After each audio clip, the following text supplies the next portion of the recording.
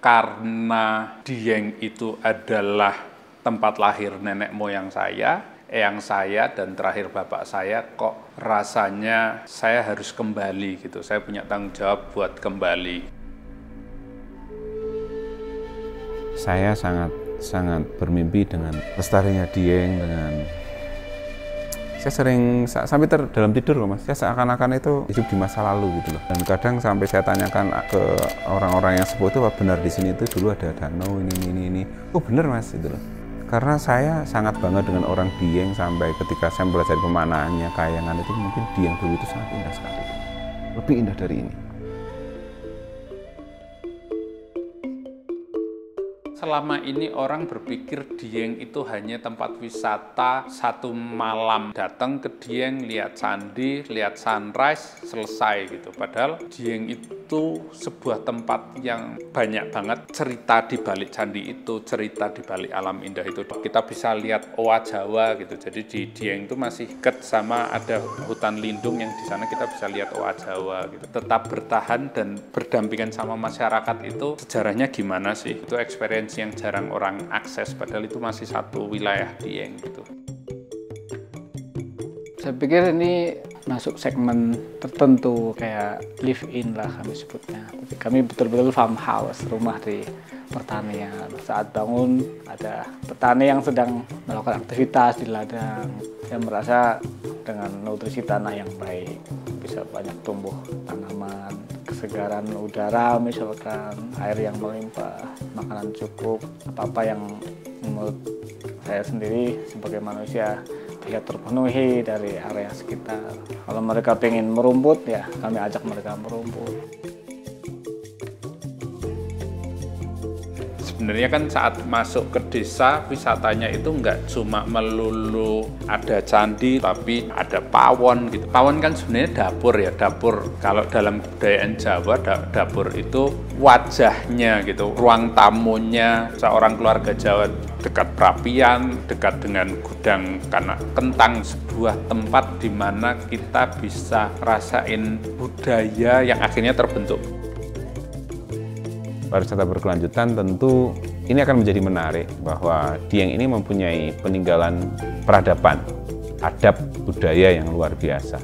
Seharusnya orang Dieng mempunyai nilai hubungan yang sangat tinggi antara hubungan vertikal dan horizontal. Karena kalau merujuk pada peradaban-peradaban sebelumnya, Dieng ini menjadi tempat yang istimewa yang didiami oleh para orang-orang bertakhtakan tinggi. Orang-orang yang tetap menjaga lingkungan sekitarnya, orang-orang yang tetap menjaga budayanya.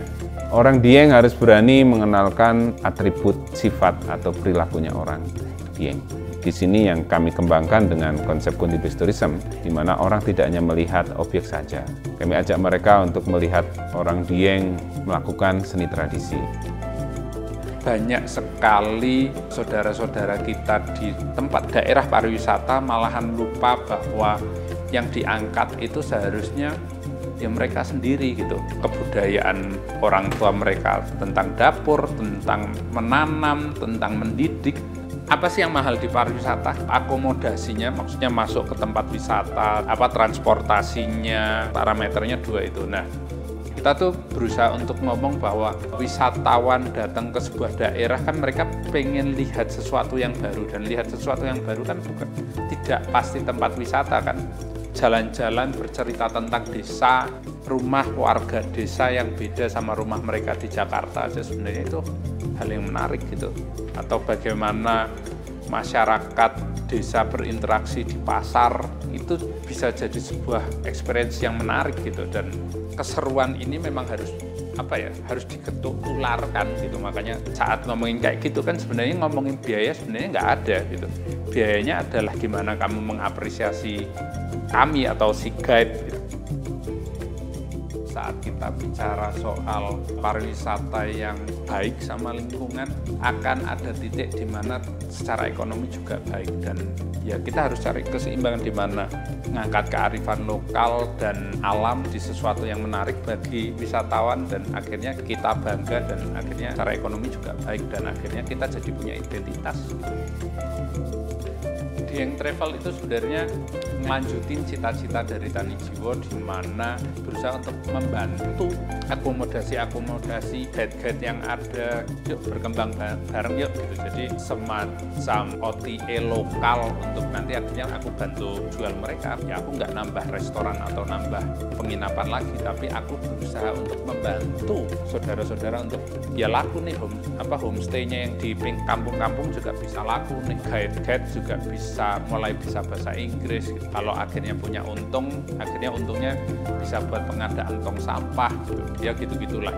Urip sing maksimal adalah hidup yang bisa migunani tumraping liyan, hidup yang bisa berguna untuk orang lain. Ketika kok saya di sini hanya berguna untuk diri sendiri aja, apalah hidup saya itu loh.